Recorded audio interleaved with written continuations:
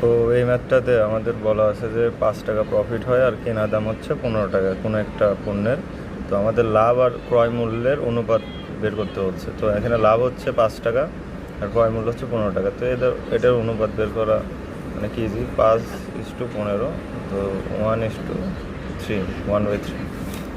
এখন এটা হচ্ছে ঐকিক নিয়মের একটা ম্যাথ, যে মেশিন এ কে লিটার তেল প্রডিউস করতে পারে, তৈরি করতে পারে 10 মিনিটে, আর মেশিন বি কে লিটার একই পরিমাণ তেল 15 মিনিটে তৈরি করে। দুইটা মেশিন দিয়ে একসাথে কাজ করলে কত মিনিট লাগবে কে লিটার তেল তৈরি করতে। এখন আমরা প্রতি মিনিটে কত লিটার তেল তৈরি করে এটা বের করবো। যে এই মেশিন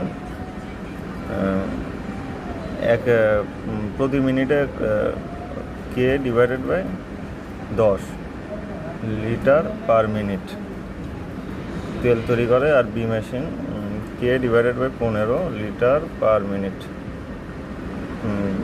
তৈরি হারে তেল উৎপন্ন করে। এখন এটা একই সময়, এখানে কি বলছে একসাথে কাজ করলে, তো একসাথে কাজ করলে কি পরিমাণ তেল উৎপন্ন করবে, K divided by 10 K divided by 15 is equal to, এটা যদি আমি লসাগু করি তাহলে কত আছে 30।